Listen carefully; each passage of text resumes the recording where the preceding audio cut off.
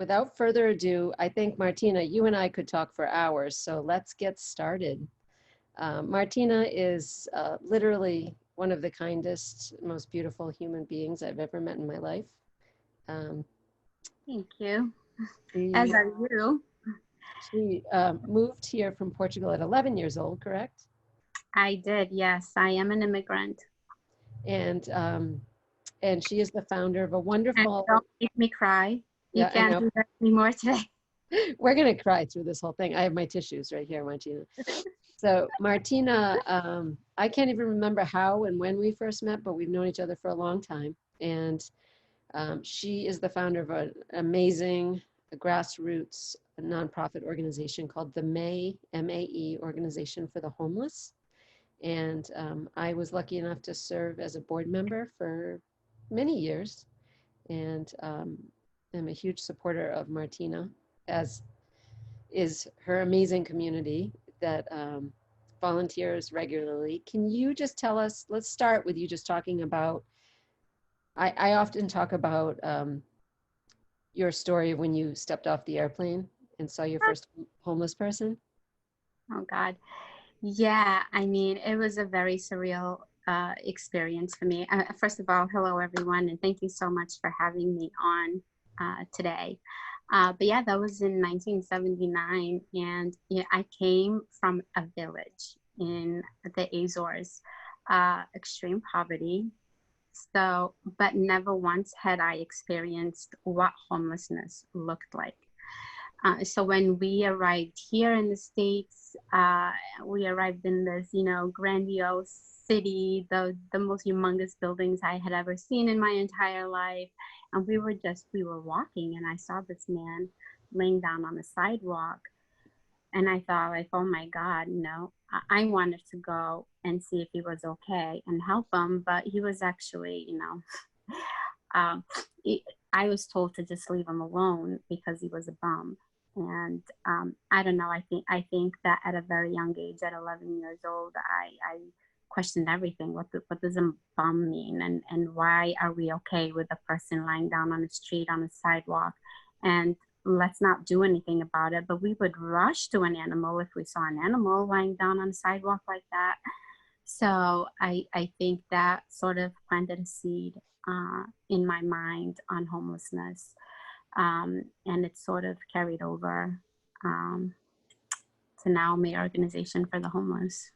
What year did you found the MAE Organization for the Homeless? And can you give us a little description of what you do, the mission of MAE? Yeah, absolutely. Founded MAE Organization in 2008, and that was after attending a program at Salve Regina on expressive arts. And I found it so beneficial on a personal level that I wanted to use it for a greater good. Um, and I feel that this is a very spiritual calling for me. So the homelessness popped into my mind, and I began exploring what homelessness life here in the United States looked like, and visiting shelters. And so our mission, although we are sort of a wraparound services organization, we're very focused on holistic therapies to support and empower homeless individuals for the body, mind, and spirit. So that's what we do. We envision a day that we can see more homeless individuals transition into a sustainable life, and never have to think about homelessness again. Tuni, you're on mute. Mute because someone's mowing the lawn outside my house now. So Martina said she attended the expressive arts program at Salve, and so it's all tied together. But can you talk, as a board member and my work with you in May, I learned so much, so I appreciate that. Okay. One of the ways I describe it is we're constantly throwing Band-Aids on a problem that those Band-Aids are actually making it worse. Yes. instead of peeling back the layers of the onion to getting to the heart of the problem and dealing with it, can you talk a little bit about that and why homelessness happens? I know my family from Massachusetts, my great grandparents ran a town farm in which, picture a ginormous New England farmhouse, right, and a farm. And my grandma Anna, sturdy, awesome woman, so I've heard, took care of the household and the kitchen garden, and those that they housed and took care of contributed where they could. And then my grandfather and great grandfather hunted. They used their oxen to farm the land. And not only did they provide enough to care for all those under their care, but they were also able to help those within the township that were on their own, but maybe needed some help. So, and in Portugal, like you said, communities cared for each other. And we've gone so far away from that. And the way we're dealing with homelessness seems to just be exasperating the situation. Can you talk about systemically, where's the origin of it, and some examples of how we're dealing with it, the faults in that, and where you think we need to go? Yeah, wow, that's I know sort it's of a lot, sorry. a mouthful. I will do my best. I think that, and of course, this is just always my opinion. It doesn't reflect all organizations. I think that homelessness, like everything else, sort of in our society, kind of becomes very systematic sometimes, and we forget about the individual that we are trying to assist. And although we have amazing programs, amazing organizations out there, really doing incredible work to assist the homeless population, the less fortunate population, sometimes we really forget to sort of really just get to know that why they may get into housing and the next month they're back on the streets. And that really is it's support. It's having people there for them who have their back. um, it's really offering a lot of counseling. Some of these individuals come from it's generational. Their great grandparents, parents, have been homeless. There's a myriad of reasons why they landed on the streets. It could have been a loss of a job, of course. Yes, housing is sort of like a number one priority, but a lot of these individuals suffer from mental health issues. Yes, they have lots of addictions. There's just so much, and then they don't have a support system. They don't know how to go from A to B without the support, and so they fall. And that's kind of like where we come in. I think we form very personal relationships with our clients. We call them our friends. We really get to know the individual. We get to know what it is that's keeping them homeless. Some of them have so much fear of just being around people. So for them, getting a job is just a very scary situation. So we offer counsel around that. There's addiction. They could do well for a few months and then they have a fallout. So you have to be there to say, hey, you're human and we can start over. Every day is a new day that we have to start over again. So that's where a lot of, and we know that cognitive therapy doesn't always work for every individual. I mean, we assist families, we assist moms, dads, we assist children. And so we find something that matches the person. We offer equine therapy, which you know so well. Horses just have that amazing intuitive nature to connect with people. And lots of times that's a way that they're able to open up and really start healing.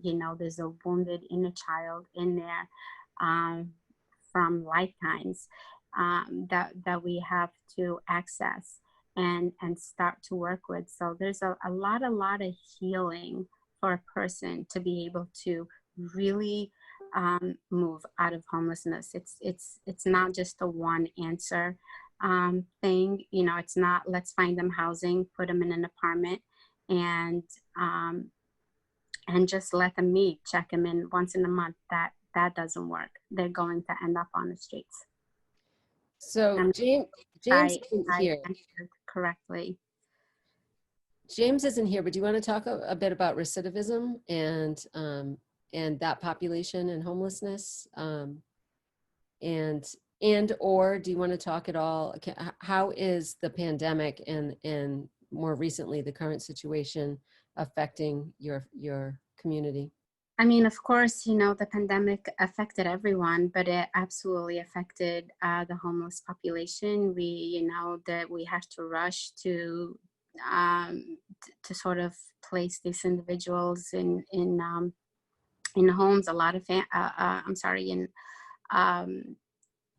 congregate shelters. A lot of families are quarantining in hotels, and it's been extremely difficult for them to be able to assist their children and help them with schoolwork in these tiny little areas. Parents in general are having a hard time. So can you imagine that compounded with homelessness? So, and I mean, here we are, we're facing, you know, the current situation right now with the protesting and the riots. Of course, the riots are awful, but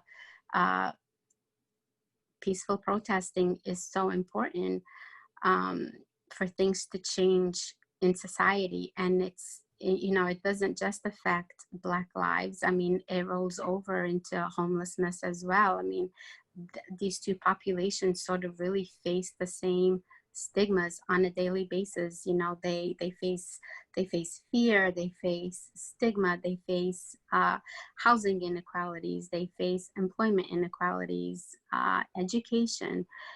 40% of the homeless population are Black in the United States. That's a huge percentage. So we really need to do a better job at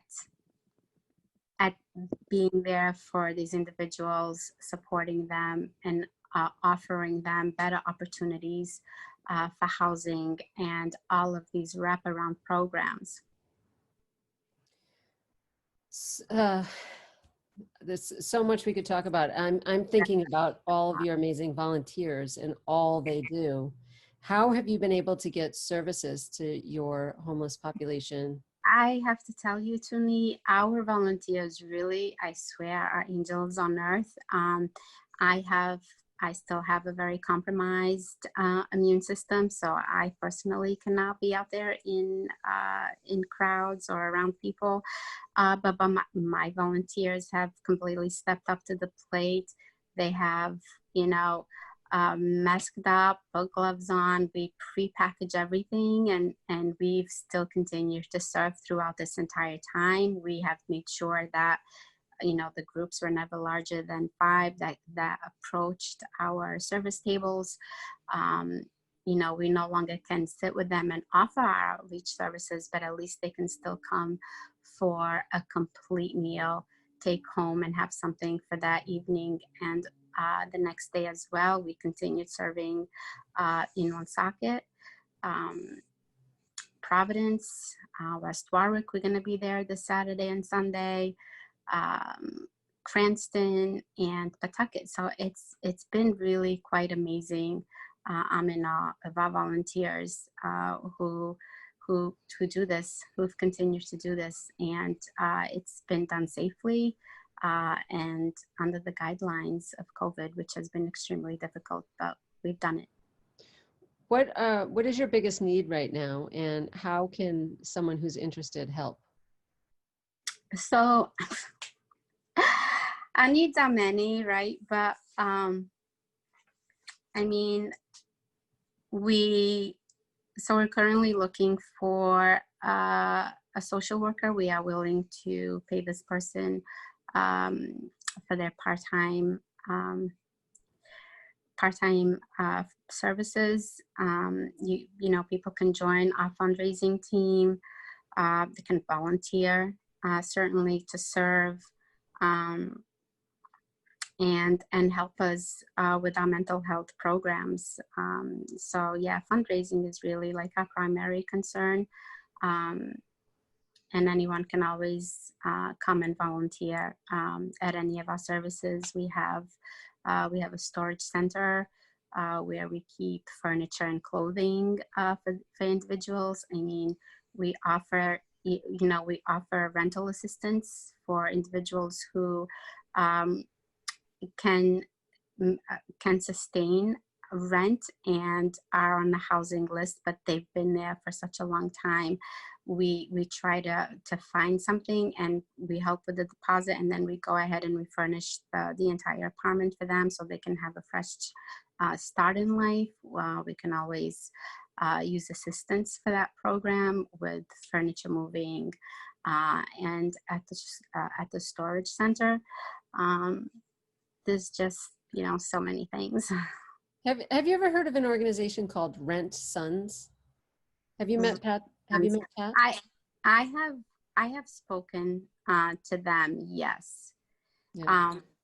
I have, but we were not able to partner up because they were so busy, and they weren't able to really volunteer hours to us. Too bad. That would have been a great partnership. Can you talk about, originally the programming was supposed to be about equity and innovation in housing, and it still kind of is. We're just pivoting it to focus a little closer to the current events.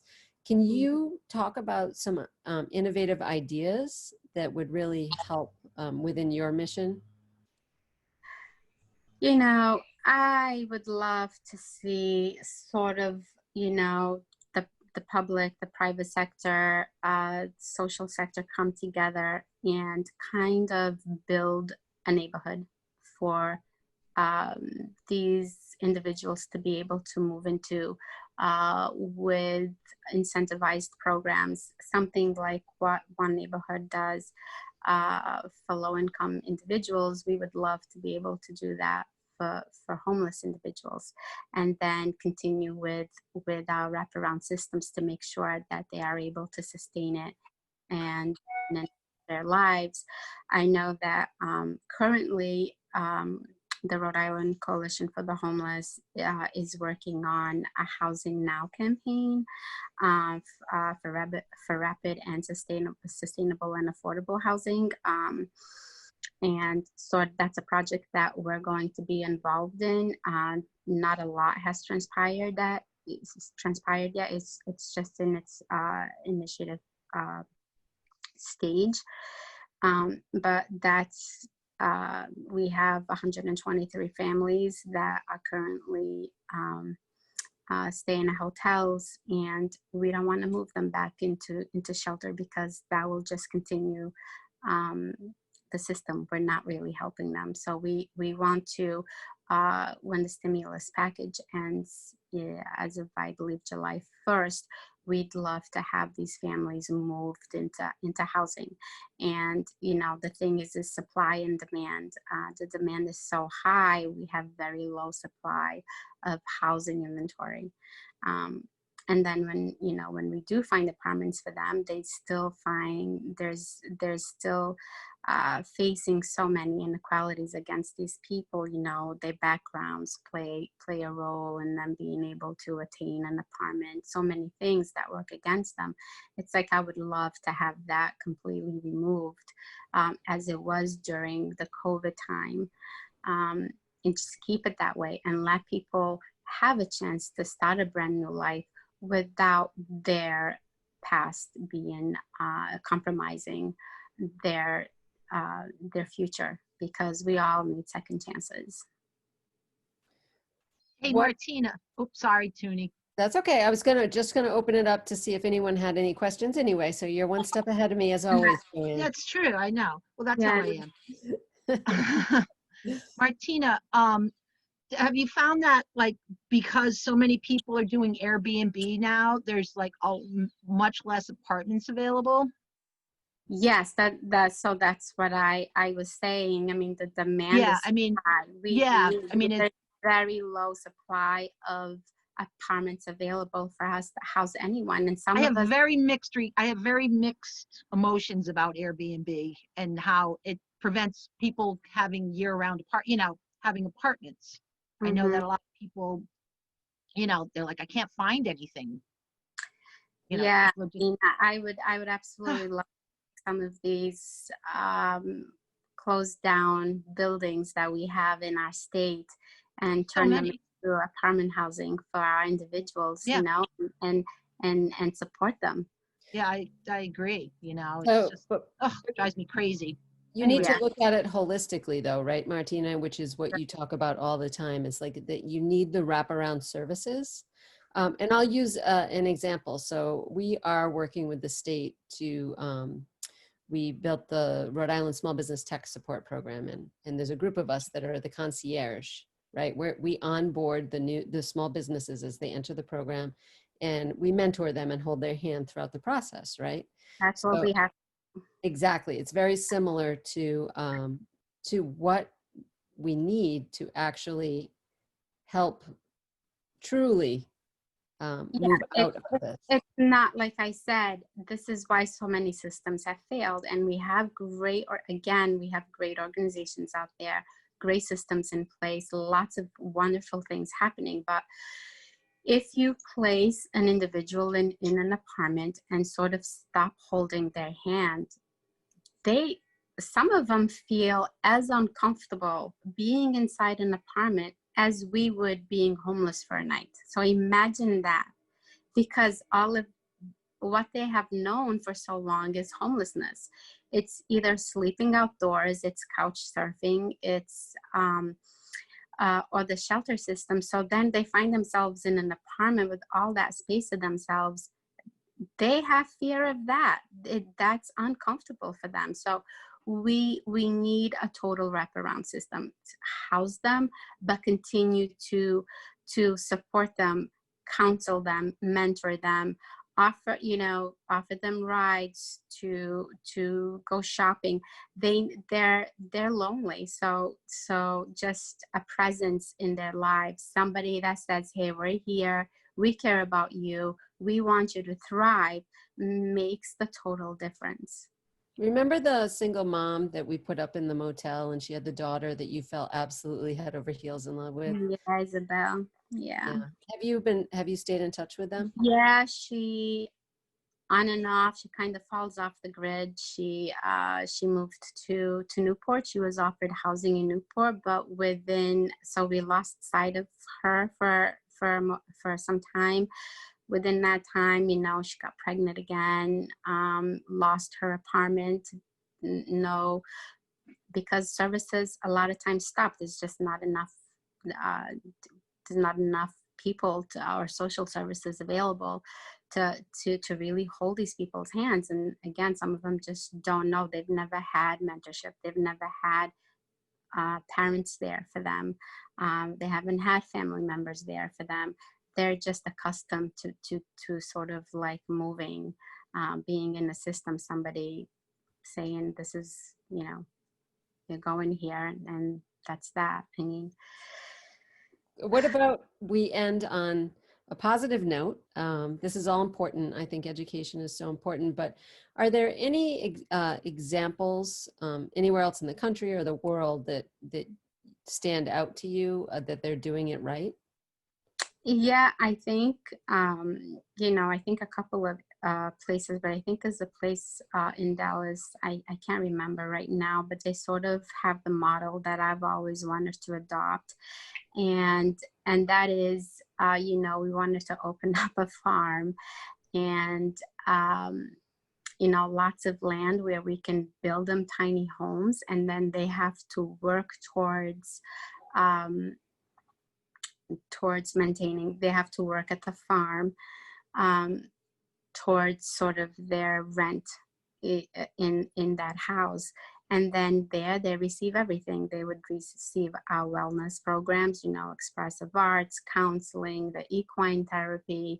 They would cultivate the agriculture. And I think that they're, you know, they've built this beautiful model for homeless individuals. But, you know, and then there's another place where homelessness is really low, but, you know, it's like it's building communities, you know, it's really trying to build communities and sustaining them with, you know, I can't say it enough. I mean, these individuals need the wraparound services in order for them to be able to thrive, you know. We offer a couple of certificate programs once people are moved into housing and they're mentally doing okay. We have nail technician, we have partnerships with Alney Nail Academy, and then we also send individuals for food prep certificates, trying to form more partnerships where, you know, we can continue to empower them through education. But it's, for me, really, it's building these communities where all of us come together and help them live sustainably. That's great. Well, thank you so much for being here. I'm sorry James couldn't join us, but as I said in the beginning, you and I could talk for hours about this. It's a lot. I hope that there was some clarity to what I was saying on homelessness. And yeah, there's just so much to talk about. So thank you for having me and allowing me to express some of my thoughts.